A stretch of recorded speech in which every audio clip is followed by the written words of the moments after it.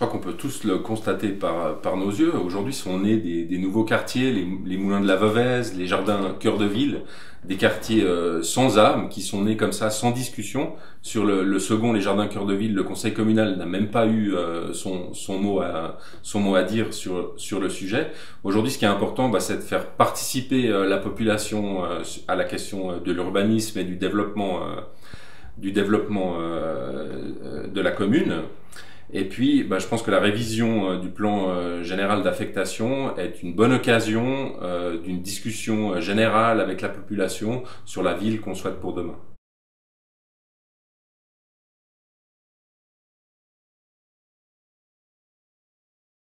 D'abord, il faut savoir que le nôtre, sa dernière révision date de 1964. On appelait ça aussi un plan de zone. En gros, ça permet d'organiser le territoire de la commune, en termes d'habitation, en termes d'espaces verts, en termes de commerce, d'artisanat et d'industrie. Ça permet de fixer des densités dans certaines zones, pour savoir quel type, si on va avoir de l'habitation ou de l'emploi, sur combien d'étages on peut construire. Donc c'est évidemment très important. Du coup, on pourrait, en révisant ce plan dans un processus participatif, on pourrait savoir si on veut continuer à avoir toujours plus d'habitants, si on veut plus d'emplois, et si on veut des emplois, quel type d'emploi on veut. Est-ce qu'on veut des bureaux, est-ce qu'on veut de l'artisanat, voire de la petite industrie?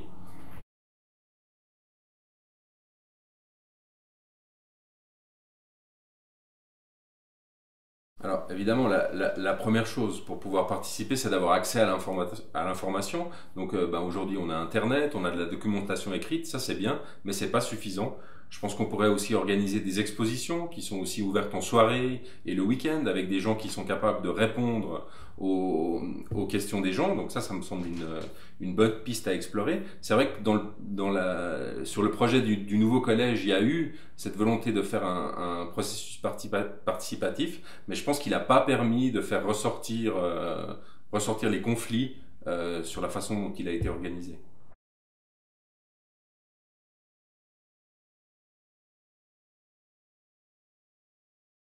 C'est vrai que je pense que la consultation est arrivée un peu tard. Le projet d'architecture était déjà fait, donc on a pu discuter seulement des à côté du projet dans le cadre d'un plan général d'extension qui concerne l'ensemble de la ville. Je pense que ce sera beaucoup plus facile d'avoir une discussion démocratique sur ce sujet.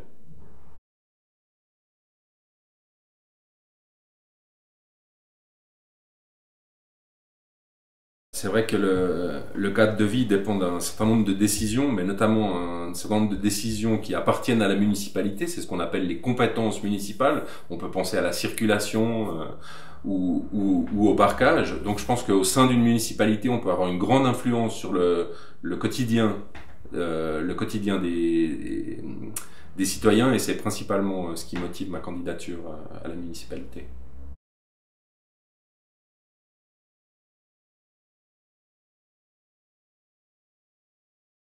L'idée générale, c'est de rendre la ville à ses habitants. Donc, la libérer de l'affichage publicitaire commercial va dans ce sens, mais il y a aussi la question du trafic automobile. On sait qu'aujourd'hui, la ville, l'espace public est colonisé à 50% par les voitures en termes de routes et de places de parking. Donc, j'ai envie de promouvoir la mobilité douce, les déplacements à pied et à vélo, par exemple en offrant des trottoirs où on peut marcher à trois de front ou croiser des personnes, augmenter le réseau des pistes cyclables. Il y a aussi la question de la place du marché, de l'aménagement de la place du marché. Ça, je pense qu'il faut profiter, contrairement à 1999, de la fête des vignerons pour avoir un projet d'aménagement de la place du marché comme un lieu de nouveau de création du lien social et pas un parking qui soit prêt avant 2019. Donc quand je dis prêt, c'est aussi discuter avec la population et avec le conseil communal. Il y a aussi la question des zones piétonnes, des zones 20 km/h et des zones 30 km/h. C'est vrai qu'aujourd'hui, il y a des choses qui se mettent en place avec le plan de mobilité. Par contre, il n'y a pas d'aménagement vraiment qui sont suffisamment faits dans ces zones. Par exemple, qui sait que la rue du Conseil est une zone de rencontre à 20 km/h où les piétons sont prioritaires? En tout cas pas les automobilistes qui y passent. Donc on voit bien qu'il faut aussi aménager l'espace urbain pour que les piétons, les cyclistes, les enfants puissent se sentir en sécurité.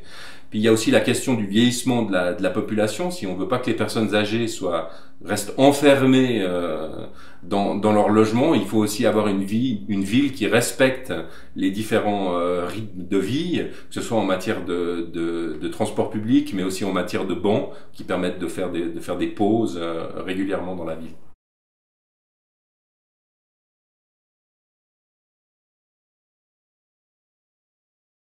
C'est vrai que aujourd'hui, on connaît dans la ville, on fait beaucoup de plantations de fleurs ou qui sont ornementales. Nous, ce qu'on propose, c'est de continuer à faire ça, mais avec des choses qui sont aussi comestibles et de faire participer la population, les familles à cette démarche. Ça s'est fait une fois le long du quai Perdonnet en collaboration avec Prospecie Rara, mais c'est vrai que du coup c'était pas très clair que les gens pouvaient se servir. Il n'y a pas eu au moment du plantage une participation de la population, donc je pense que on peut encore faire mieux dans ce domaine. Ça a une forte capacité de création du lien social dans l'espace public.